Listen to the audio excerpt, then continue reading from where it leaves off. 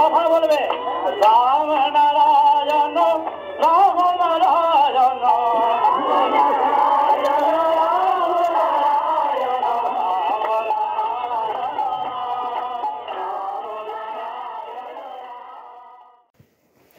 রাম ও নারায়ণ রাম।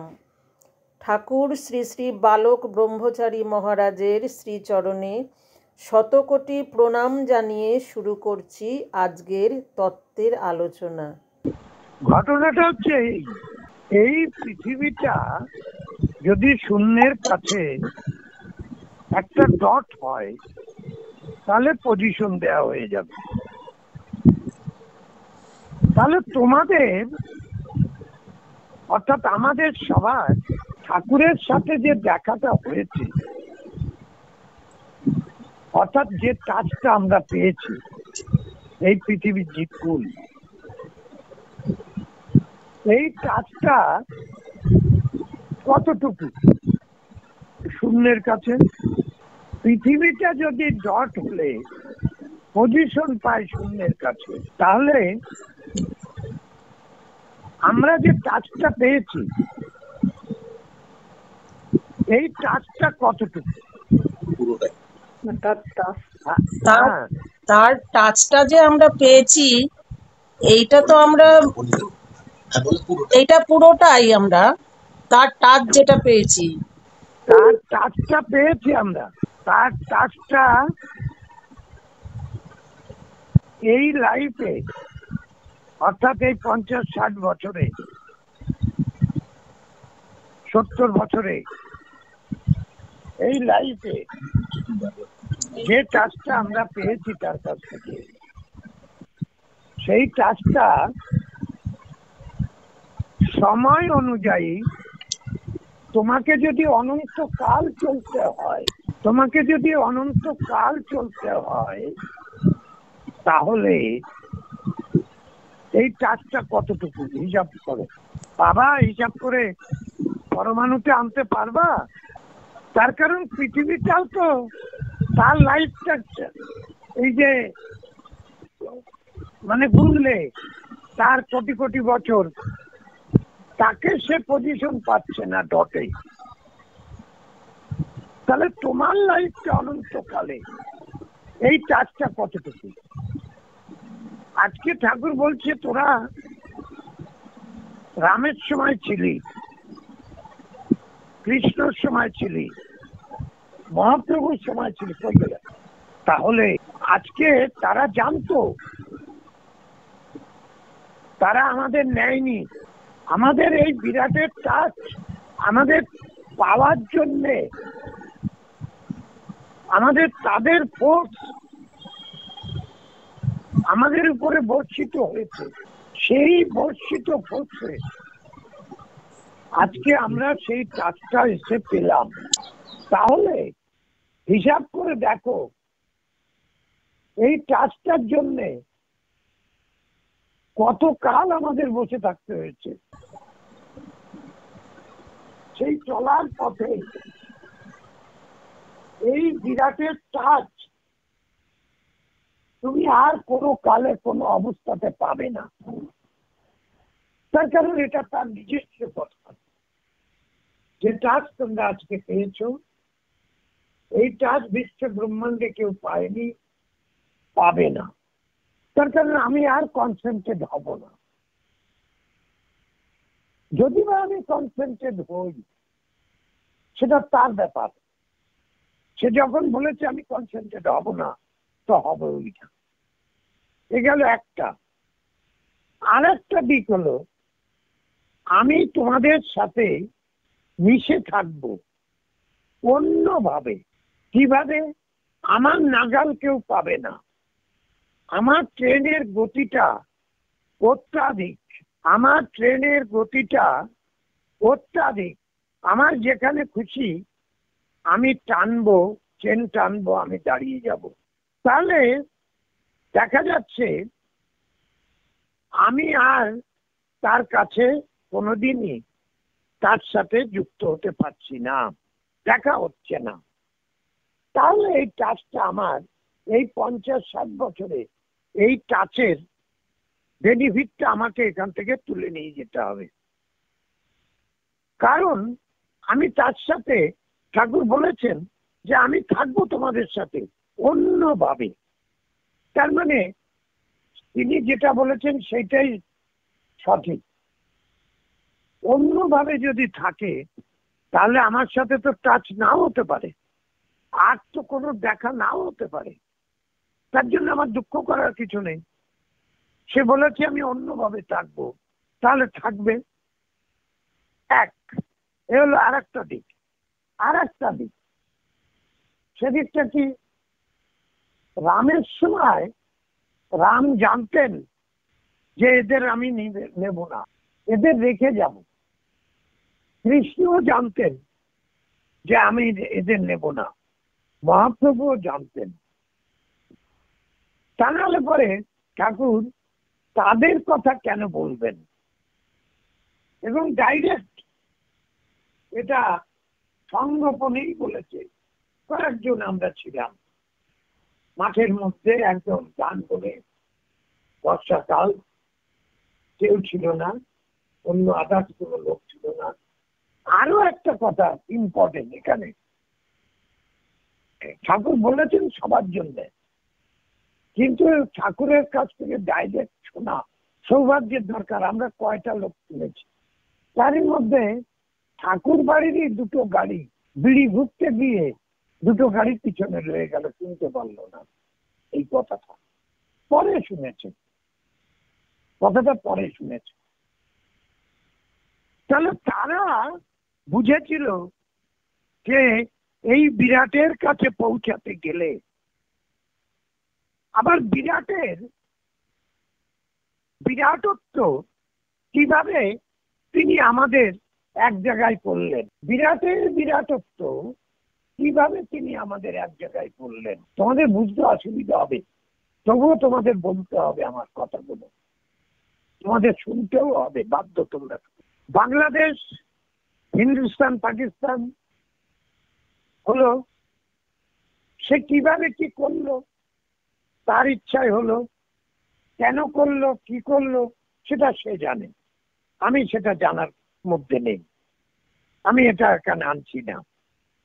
কিন্তু আমরা যে তার, সে যে বলেছে আমি যখন এইখানে এলাম, এসে একটা সর্ষে পরিমাণ অ্যাটমিক এনার্জি ছেড়ে দিয়েছি, কাঁথা সেলাই করার মতন সবাইকে সেলাই করে করে এইখানে নিয়ে এসছি, আমার কাছে নিয়ে এসছি। এই কাঁথা সেলাইয়ের সুতোটা ধরে যদি তুমি এগো, তাহলে দেখতে পাবে বাংলাদেশ থেকে, অর্থাৎ তখন তো পাকিস্তান ছিল, তাদের এক জায়গায় করেছে।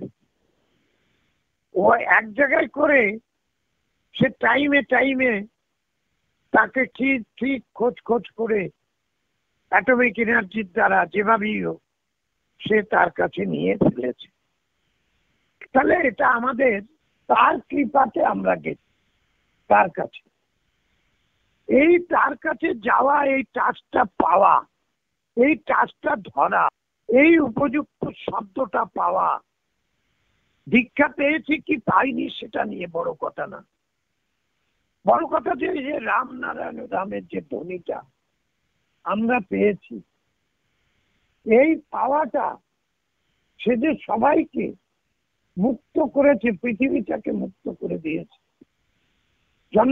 জন্ম মৃত্যু সব পার করে দিয়েছে, অজান্তে, কাউকে জানতেও দিল না, কেউ জানতে পারলো না। কেন? জানলে তার পক্ষে সম্ভব না এই কাজ করা, তাহলে উৎপাত করে খাবে।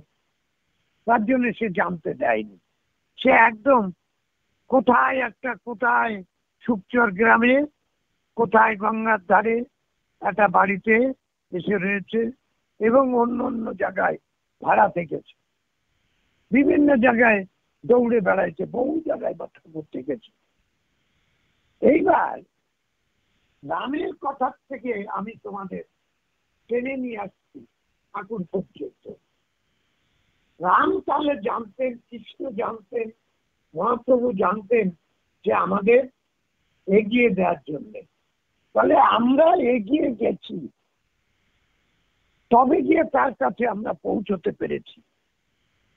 এর পরবর্তীকালে আমাদের জীবনে এই যে 50, 60, 70, 80, 90, 60 বছর, এই বছরটা আমার অনন্তকাল জীবনে, অনন্তকাল চলার পথে এই 60, 70 বছর কি 50, 100 বছর, এটা কি পৃথিবীর ডট পেনের থেকেও কি আরো সূক্ষ্ম হলো কিনা?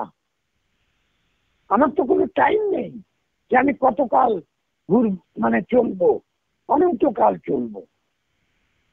তাহলে এই যে গুছিয়ে নেওয়া, এই যে মুহূর্তটুকু, তার সাথে আমাদের কাছে এই দেহটা, এই দেহটাতে যা যা আমরা পেয়েছি, যা পাইনি সেটাও পেয়েছি। তার কারণ তাকে পেয়েছি, কাজ পেয়েছি, যা পাইনি সেটাও পেয়েছি, যেটা পেয়েছি সেটা তো পেয়েছি। তাহলে আমরা এই 60 বছর, 70 বছর, 80 বছর, 90 বছর, 100 বছরে আমরা কি গুছিয়ে নিয়ে যাচ্ছি? এখান থেকে কতটুকু গুছিয়ে নিয়ে যাচ্ছি? এবং সেই গোছানো জিনিসটুকু আমাদের এই 60 বছর কি 100 বছরে, আমাদের অনন্তকাল চলার পথে এটা কতটুকু? একটা ডটও না। তাহলে এই ডটটাকে জোগাড় করে নিয়ে আমাদের যেতে হবে। না গেলে আমরা সব থেকে জীবনের চলার পথে সব থেকে বড় জিনিস আমরা হারাবো। যেটা আমরা সহজে নিয়ে যেতে পারছি, সেই জিনিসটা আমরা হারাবো। তোমাকে এইটা অঙ্ক কষে বের করে নিতে হবে। 60 বছর, 70 বছর, 80 বছর, 90 বছরে রামের আমল থেকে যে আমরা অপেক্ষা করে করে আসছি, তাহলে এখানে আরো একটা প্রশ্ন আসবে। সেই প্রশ্নটা হচ্ছে পয়েন্টে। সেই প্রশ্নটা কি? সেই প্রশ্নটা হচ্ছে এই, আমাদের যে তারা ফেলে রেখে গেছে, আমাদের যে নিয়ে যায়নি, তারা তো আমাদের এগিয়ে দিয়েছে। কিছুটা বেনিফিট তো আমরা পেয়েছি। তাহলে কিছুটা যে বেনিফিট আমরা পেয়েছি তাদের কাছ থেকে, তাহলে তার মূল্যেও এই ঠাকুর। তার কারণ সে তৈরি করে করে করে করে এনে তারপরে তার কাছে পৌঁছেছে, তার কাছ পেয়েছি, অস্বীকার করতে পারছি না। তার কারণ কোন মাত্রায় কতটা, কোন মাত্রা কি, এ সম্বন্ধে তো আমাদের জানা নেই। ওটা তো একটা কথার কথা, 4 মাত্রার বেশি ঠাকুরের কাছে আসতে পারবে। তাহলে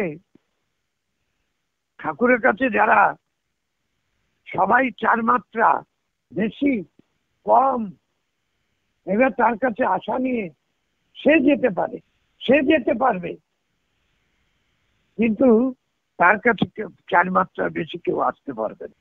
তবে জিনিসটা যে আমার 60 বছর, আমার 70 বছর ঠাকুরের সঙ্গে সঙ্গত করা, যদি বা এখানে আরো প্রশ্ন আছে, যদি বা ঠাকুরের কাছে তুমি যাও, যেতে পারো, তুমি তো দেহ পাবে না।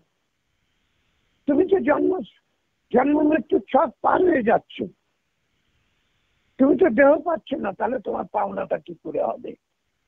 এক। দ্বিতীয়ত কথা, তুমি যদিও দেহ পাও, সে তো কনসেন্ট্রেট হচ্ছে না। তাহলে আলটিমেটলি আমরা ঠাকুরকে আর পাচ্ছি না। যেটুকু পেয়েছি এটা আমাদের সৌভাগ্য। সেই জন্যই আর কি আজকে এই সমস্ত কথাকে একত্রিত করে তোমাদের সবাইকে জানানো। ব্যাপারটা কি? জন্তদা, আমাদের জন্ম কখন হয়েছিল আমরা জানি কেউ? না, জানি না। তাহলে এই যে আপনি বললেন যে রাম কৃষ্ণ মহাপ্রভু কেউই আমাদের নিয়ে যায়নি, আপনি বলেছেন নিয়ে যায়নি কথাটা, তো নিয়ে যায়নি মানে হচ্ছে তারা জানতো যে আমাদের বালক ব্রহ্মচারী নিয়ে যাবে, তাই তো? বলো। আচ্ছা, তারপরে তাহলে রাম যখন প্রথম নিয়ে গেলেন না, এইটা জেনে যে আমাদের ঠাকুর নিয়ে যাবেন, তার মানে আমরা রামেরও আগে থেকে আইডেন্টিফাইড ছিলাম যে আমরা ঠাকুরের লোক, তাহলে তো সে বুঝতে পারতো না। হ্যাঁ, এটা এটা আমি একবার স্বীকার করে নিলাম। এটা কিন্তু হ্যাঁ, তোমার কথাটাকে এক বাক্যে স্বীকার করে নিলাম। এইবারে আসি।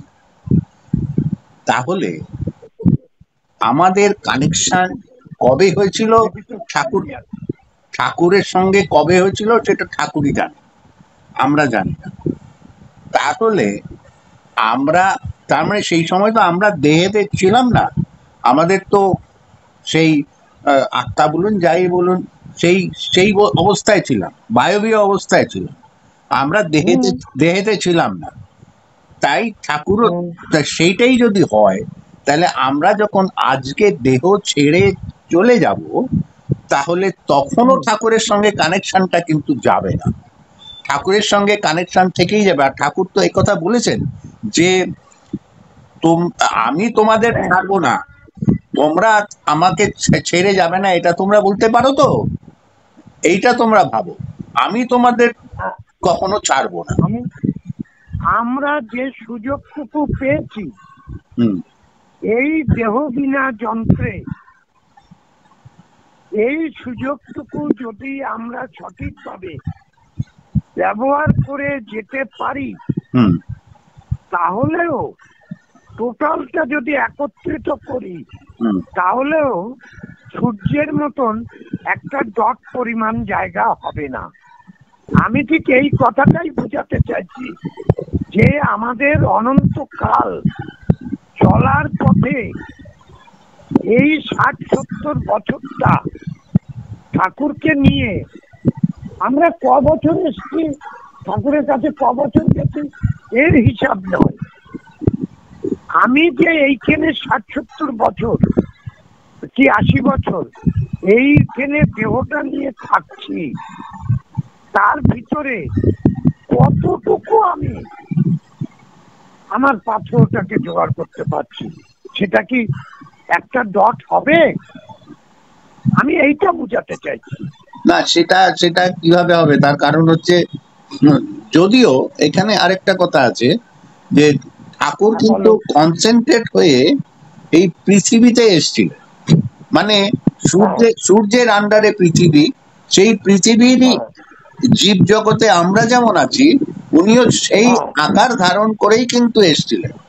ওনার ক্ষমতা বিশাল বিশাল, এই বিষয়ে কোনো ভুল নেই, তার ক্ষমতা অসীম, কিন্তু সেই ক্ষমতার কথা যদি বাদ দেওয়া যায়, তাহলে উনি আমাদেরই আকার নিয়ে এসেছিলেন এবং আমাদের মতোই ছোট থেকে বড় হয়েছে।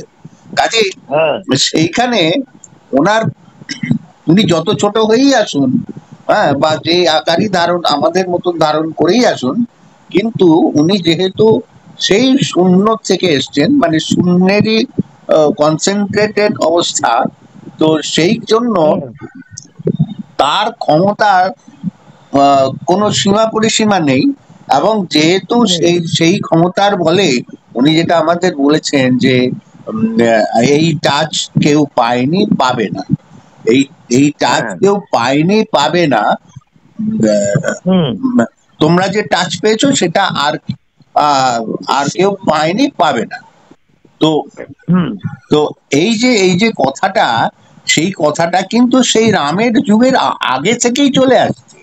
এই কথাটা এটা নয়, এটা যে তুমি বুঝতে পেরেছো, এটা যে তুমি বুঝতে পেরেছো, এইটাই হচ্ছে কথা। এই বোঝানোর জন্যেই, এই জায়গাটা বোঝানোর জন্যেই আমি রামকে টেনেছি।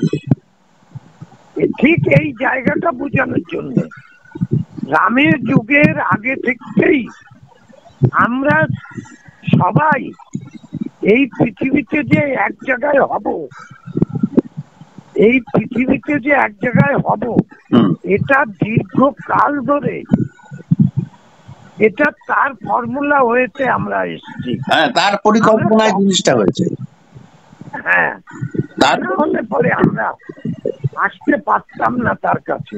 হ্যাঁ, সে তো 100 বার এনেছিলেন বলুন। হ্যাঁ হ্যাঁ, বলুন। তার এই বুঝটা যখনই তোমার কাছে চলে এলো, এই বুঝটা যখন বুঝিত হয়ে গেল, এই বুঝের অনুটাও চলে গেল, সবই ঠিক আছে, কিন্তু এই বুঝটার উৎপত্তি হওয়া দরকার ছিল। আজকে যে জিনিসটা আমরা জানতে পারছি, এই জিনিসটা দীর্ঘকাল ধরে আমরা কেউই আমরা এর কোনো অনুসন্ধান করি নাই। আমরা যে সৌভাগ্যবান যে আমরা এই যে 60-70 বছর এই দেহটা পেয়েছি, এই দেহটা চলে গেলে তো আর এই অমৃত ধারা আর পান করতে পারবো না। বুঝতে পেরেছো কি বলতে চাইছি? হ্যাঁ, ওটা ওই আগেকার মতো, মানে রামের আগের অবস্থায় আমরা আবার চলে যাব। রামের আগের অবস্থায় চলে যাবো, ঠিক বুঝেছো? কাজে আগে যেরকম অবস্থা ছিল, মাঝখানে এই এই অবস্থাটা হয়েছিল, তাতে আমরা ঠাকুরকে বোঝার চেষ্টা করেছি। হ্যাঁ, সেটা জানি না কতটা বুঝেছি, কিন্তু চেষ্টা করেছি। সেই চেষ্টাটা চালিয়ে যেতে হবে যতদিন আছি। আর এইটা এই চেষ্টাটা পরে, হ্যাঁ সেটাই বলছি। আর এইখান থেকে চলে গেলে পরে যোগাযোগটা থাকবে, যোগটা থাকবেই, কিন্তু এই সুযোগটা আমরা আর পাবো না। এই সুযোগটা আর আমাদের পক্ষে কোনো সময় আসবে না। প্রিয় সুধীবৃন্দ, আশা করি আপনারা আপনাদের মূল্যবান মতামত এবং পরামর্শ কমেন্ট করে জানাবেন এবং সাবস্ক্রাইব করে দেবেন। রাম ও নারায়ণ রাম।